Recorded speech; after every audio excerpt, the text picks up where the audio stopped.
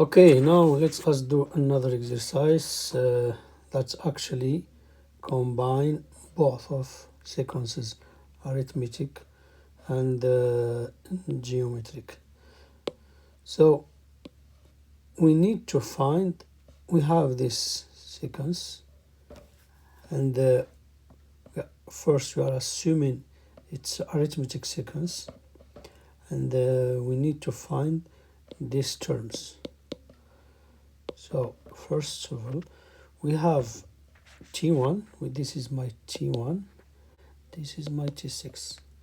Okay, so I will use my formula, which say Tn is equal to T1 plus n minus 1 times d.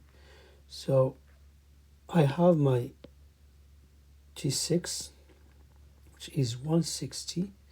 So I put 160 is equal to first term, which is 5 plus n. I know my n is 6, so 6 minus 1 times d. D, we don't know d. I can't write it again. So 160 is 5 plus 5d. 5d is equal to 160 minus 5, which is 155.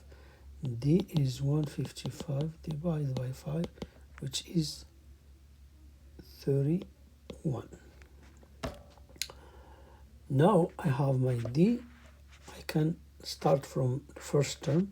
So second term, T2 is equal to T1 plus D, which is 5 plus 31, which is 36. So this one is 36. T3 is T1 plus 2D, equal to 5 plus 62, which is 67. So this is 67, and so on. So therefore you do the same thing, and this will give me 98. Okay, now the second question is asking us what is the general form of the sequence. So the general form Tn is equal to 5 first term plus n minus 1 times d, which is 31. So Tn is equal to 31n minus 26. So this is the answer for B. Okay, now the second part is asking us, we assume that this sequence is actually a geometric sequence, not a arithmetic sequence, and we need to find the unknown terms again. So now, if the sequence is geometric, so my T6 will be equal to the first term times the ratio to the power of n minus 1, which is 5. Okay, so my this is for first term, so I can put 160 is equal to 5 times r to the power of 5. So I can divide by 5. 32 is equal to r to the power of 5. So the fifth root of 5, so fifth root of 32 is equal to r. This implies that r is equal to 2. So then, to find the missing value, we just substitute this for each term. So T2 is equal to T1 times R, which is T1 is 5 times 2, which is 10. T3 is T1 times R squared, which is 5 times 4, which is 20. And you do the same thing for the other term. So this will be 10, this will be 20, this will be 40, this will be 80, because we are multiplying by 2. So now the general form for this, what is the general form? So the general form is Tn is equal to 5, the first term, times our r to the power of n minus 1. Okay, so for this question, so we have one arithmetic sequence here, which is this, and we have a geometric sequence here, which is this, and we are asked to find the value of A and the value of B. Okay, if 3A27 is a arithmetic sequence, then we can write 27 minus A is equal to A minus 3. So what this means, if this is arithmetic sequence, then the difference between this one and this one, which will be our D, will be equal to this one minus this one, which will be our D. So both of them, all this is equal to D. So based on this, I can say that, so I will put plus 3 plus 3, and it will give me 30 is equal, and I will same thing, plus A, it will give me 30 is equal to 2A, which means A is equal to 15, 30 over 2, which is 15. And the same thing, if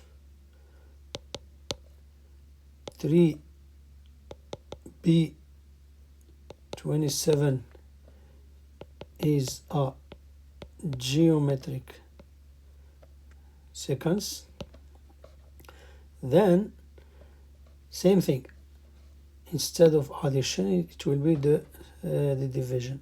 So 27 or B, 27 over B is equal to B over 3. So my R will be equal to 27 over B, which is equal to B over 3. Okay, and from there I will multiply by B, both sides. So I will get B times 27 over B is equal to B squared over 3, and this will cancel out.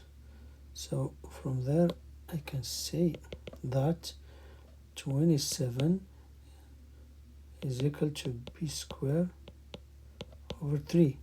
Same thing, I will multiply by 3, which will give me 27 times 3 is equal to B squared, same as 81 is equal to B squared. So my B is equal to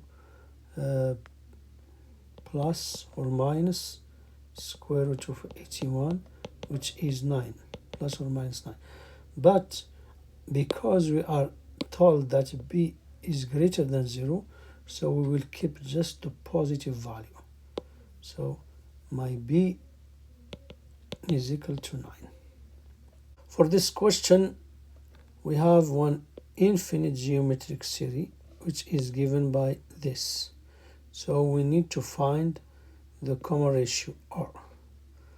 Okay, so can see that R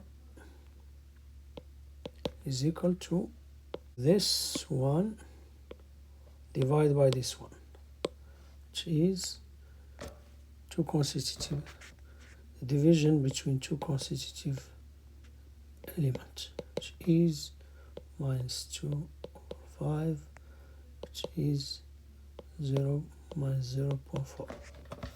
Okay, now for the question B, find S1, S2, S3, S4. S1 is 7 and S2 is 7 minus 2.8, which is 5.32, and so on. You can just do that, it's easy. So S1 will be just the first element, S2 will be the two consecutive element, S3 will be the three consecutive element, S4 will be the fourth consecutive element, and so on, S5 and so on. So the only thing you don't know here is S5, so I can go to S5 is equal to 7 point, no, don't have point, 7 minus 2.8 plus 1.12 minus 0.448 plus, because we don't know the fifth element, so T5, we don't know T5, I will come here and find T5. So T5 is equal to this one times R. Okay, and that will be minus 0.448 times minus 0.4.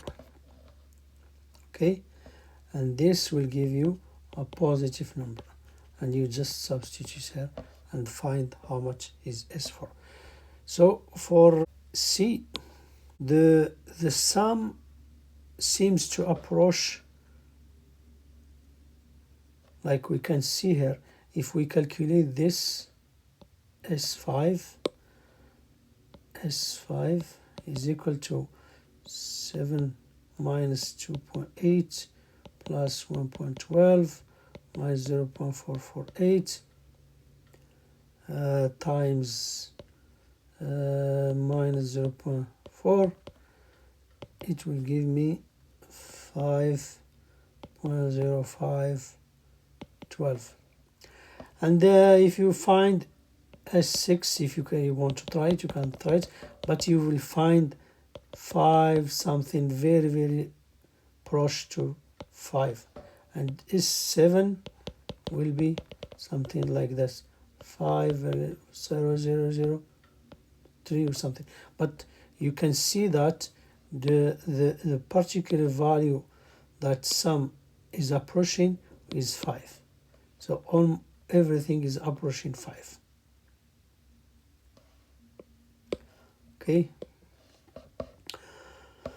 Okay. Number D, the infinite sum of the series is, because T1 minus 1, because we have our R is between minus 1 and 1, we will apply this formula.